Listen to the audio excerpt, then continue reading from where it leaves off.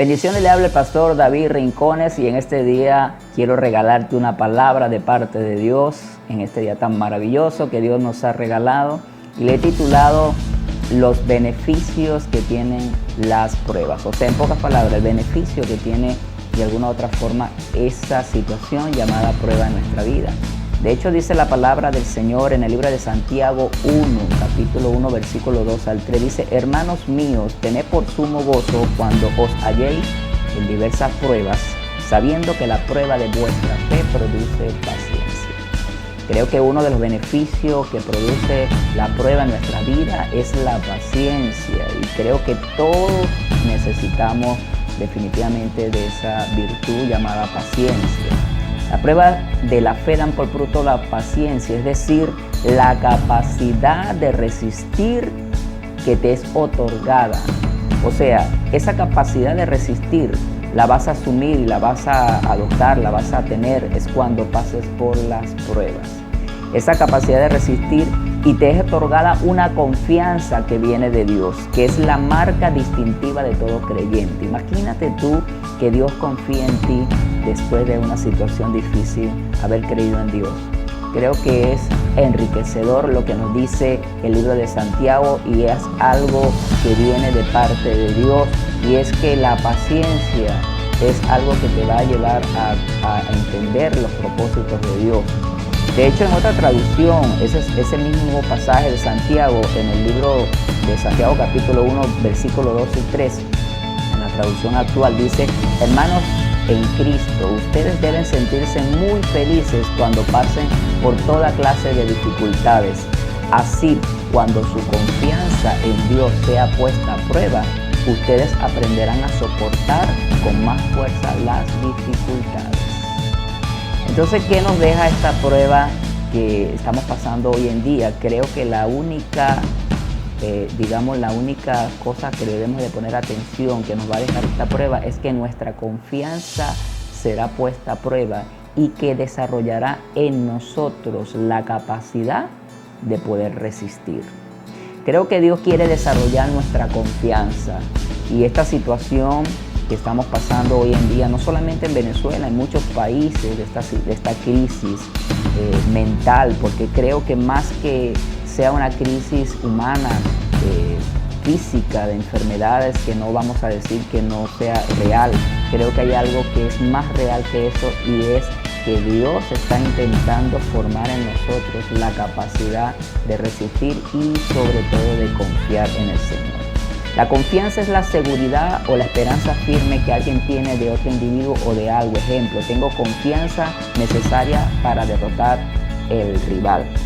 Creo que hay un rival en nuestras vidas que derrotar, y es el miedo. Cuando el miedo entra en nuestra vida, creo que sucumbe en nuestra vida, nuestro cuerpo, nuestra mente, nuestros pensamientos.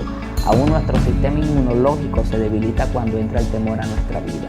Creo que la prueba que estamos pasando hoy en día en los países que está asumiendo esta crisis, de este coronavirus, de esta situación que está sucediendo, creo que no debemos permitir que el miedo entre a nuestra vida, porque creo que eso no es lo que Dios quiere enseñarte en medio de las pruebas. Dios quiere que tú y yo desarrollemos la confianza en el Señor.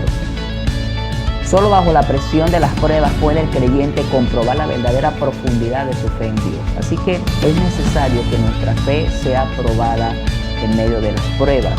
El corazón firme no vacilará. Creo que ese corazón que Dios está intentando formar es un corazón firme, un corazón lleno de confianza puesta en el Señor. Regocíjate cuando tu fe sea sometida a prueba. Conoce que cuando tu fe es sometida a prueba, da fruto la paciencia. Por eso el apóstol Pablo dijo que nos gocemos cuando estemos en diversas pruebas. No es porque la prueba en sí sea agradable, sino por lo que va a producir. Debemos de prestar atención, no es en la situación, sino en lo que produce esa situación. Creo que la fe fue puesta a prueba en estos discípulos cuando estaban en la barca con Jesús, ese día que salieron en el mar a navegar. Entonces dice la palabra que Jesús estaba descansando, estaba durmiendo. Entonces me da a entender que Jesús era humano como tú y como yo. Nos cansamos de tantas cosas que probablemente podemos hacer físicamente, Pero había algo tan sutil y tan especial en esta situación, que empezó la barca a ser golpeada por el mar, empezó la barca a ser golpeada por estas crisis que generó una situación mental, una situación de crisis emocional en estos discípulos, que despertaron a Jesús porque tenían miedo de perecer. Sálvanos, Señor, de esta situación. Y el Señor les dijo: hombres de poca fe. Creo que hay algo que ver en esta situación, y es que no es que Dios calmó la tormenta, no es que Dios calmó el mar, sino que Dios estaba intentando que aprendiésemos a través de este ejemplo y de este pasaje, que Dios muchas veces no desea que nosotros entendamos esto, no desea que nosotros veamos que siempre las cosas se calmen a nuestro alrededor, porque muchas veces Dios no va a calmar tu tormenta. Dios va a calmar es tu corazón, y Él desea que tú y yo entremos en ese reposo, en esa calma, en esa tranquilidad que Él asumió en ese momento en que la barca estaba siendo golpeada. Creo yo que dormir y descansar en tiempos de dificultad y de crisis, creo que son niveles muy profundos de fe y de confianza. Esa misma fe y confianza que había desarrollado nuestro Jesús, el Hijo de Dios, en confiar en su Padre. Tú y yo tenemos que desarrollar esa confianza en este tiempo. No que andes con esa pandemia psicológica de que te vas a enfermar, que te vas a infectar, porque muchas veces nuestra crisis es emocional, es mental, porque hay algo que Dios dice en su palabra, que el ángel de Jehová está acampando alrededor de los hijos de Dios, de los que le temen, y los defiende. Escuche algo: ¿dónde conocemos a un Dios sanador? ¿No es en la enfermedad? ¿Dónde conocemos a un Dios proveedor? ¿No es en la escasez? ¿Dónde conocemos a un Dios protector? ¿No es en las adversidades y en las pruebas? Es allí donde podemos conocer a un Dios real. Romanos 8:28 dice: y sabemos que Dios hace que todas las cosas cooperen, escuchen, cooperen para el bien de los que aman a Dios y son llamados según el propósito de Dios. Si tú amas a Dios, entiende bien esta palabra, si tú amas a Dios, entonces Dios hará que todas las cosas, escúchame bien, todas, no son algunas, son todas las cosas, operen a favor de los que le aman. Y si tú amas a Dios, esta crisis, esta situación está cooperando para que tú y yo conozcamos a un Dios poderoso.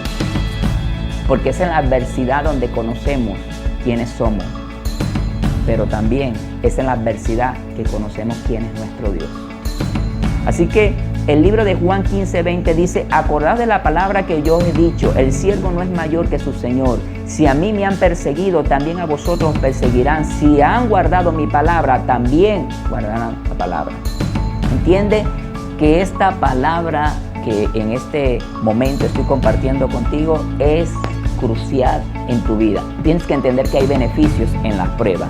La actitud correcta al enfrentar la adversidad es tener sumo gozo. Por eso dijo el apóstol Pablo: gózate cuando estés en diversas pruebas.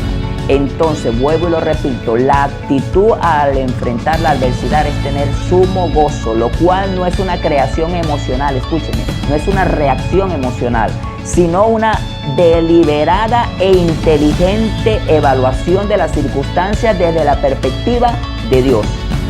¿Qué perspectiva tienes tú de esa circunstancia que está pasando hoy, Venezuela o muchos países, o de lo que ves en la televisión, de lo que te venden los canales de televisión, lo que te propagan esos canales? Las redes sociales hoy en día están invadidas, la televisión está invadida de generando caos mental en tu mente, generando caos mental en tu corazón, debilitando tu fe, porque lo primero que hacemos muchas veces es cuando nos levantamos en la mañana, es ver en nuestro móvil o en la televisión, a ver qué noticia tienen hoy, cuántos muertos. No, yo creo que la crisis que Dios quiere que tú venzas con la actitud correcta es que tú puedas disponer cada día, levantarte, es leer la palabra del Señor, escuchar la voz de Dios. Por eso el salmista, el rey David, cuando vivía en la presencia de Dios, lo único que escuchaba era la voz de Dios hablar.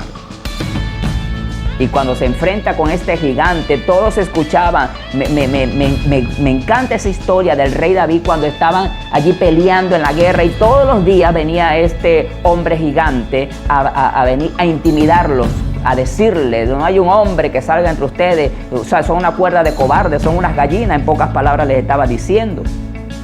Pero David vivía en la presencia de Dios y bastó un solo día en que él se acercase y escuchara a este incircunciso, porque nunca lo llamó gigante. Escúchame bien, no andes llamando a las situaciones adversas como no deben de ser llamadas. David bastó y escuchó, ¿qué es lo que pasa? Y este hombre intimidado, estos hombres intimidados por las palabras de este gigante, no lo escuchó David. Incluso David salió y se enfrentó con este gigante. ¿Sabes por qué? Había una certeza y la fe de David, la confianza de David en Dios había sido puesta a prueba y desarrollada al ver David cómo Dios lo libraba de sus enemigos, al ver la respuesta de Dios en la vida de David. Tanto fue así que este gigante vino frente a David ¿con qué? Con cosas materiales. Vino con espada y jabalina, como dice en la canción, tú vienes contra mí con espada y jabalina, mas yo vengo contra ti en el nombre de Jesús, Jehová de los ejércitos, y te venceré. Esa es la actitud deliberada que tú y yo tenemos que tener frente a cada circunstancia, porque no es la circunstancia lo que determina tu destino, es tu actitud frente a esa situación. ¿Sabes algo que sucedió en Josué y Caleb? Era que ellos tenían un espíritu distinto. Y qué bueno tú y yo en este día, en este tiempo, en nuestra nación, entender que tenemos que tener un espíritu distinto. Y la palabra espíritu en ese contexto se traduce como actitud, mentalidad. Cuando frente a esa tierra que tenían que poseer, porque ya Dios se la había dado, se las había entregado, pero habían gigantes, habían obstáculos. Y estos 10 espías que venían con Josué y Caleb, para completar 12, vinieron con malas noticias. No, eso no lo podemos vencer. Mira, las murallas son gigantes, hay gigantes allá. Uy, no, demasiado. Es más, somos como langosta. Mire la mentalidad que tenían estos 10 espías. Se veían como langosta. Esa es la actitud que ellos tenían frente a esta circunstancia. Pero bastó y sobró que dos jóvenes, Josué y Caleb, estuvieran en la presencia de Dios lo suficiente para que su confianza fuera desarrollada hasta tal punto de que dijesen, es cierto, no vamos a evadir que estamos viendo con nuestros ojos naturales que hay gigantes, que hay murallas grandes, pero los comeremos con pan. Se veían de una forma muy distinta a los que estos 10 espías se podían ver. Basta estar en la presencia de Dios, tú y yo, un momento para saber quién eres tú en Cristo Jesús. Y uno de los beneficios más poderosos que puede traer la prueba es que desarrolla tu confianza en Dios. Así que en este día, determina confiar en el Señor. No te voy a decir que no veas los canales de televisión, las redes sociales, porque eso es una conducta que el ser humano como que le encanta agredir sus emociones y sus pensamientos.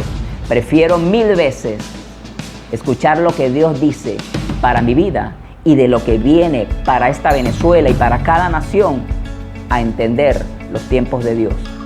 Que obviamente para los últimos tiempos se enfriará el amor de muchos, vendrán guerras. Yo sé que tú sabes todo eso, pero por encima de eso, tú tienes que entender que hay un Dios poderoso que te ha llamado con propósito y que necesita que tú y yo entendamos nuestra posición en Cristo Jesús. Así que termino con esto diciendo, no nos gozamos de las pruebas en sí mismas, sino en sus frutos. Someter a prueba equivale a comprobar lo genuino de algo, y Dios tiene que darse por enterado, que te des por enterado tú y yo, de que somos genuinos. Así que es tiempo de ser cristianos genuinos en este tiempo donde muchos necesitan una palabra de Dios. Y prefiero grabar este video y darte una palabra de parte de Dios que llenarte de una paranoia o de una crisis mental de lo que está pasando en Venezuela, que aunque es la realidad, no es la verdad de lo que Dios ha hablado a mi vida, de que vienen tiempos de avivamiento y de gloria para nuestra Venezuela y para cada nación del mundo. Te bendigo en el amor del Señor, el pastor David Rincones. Bendiciones.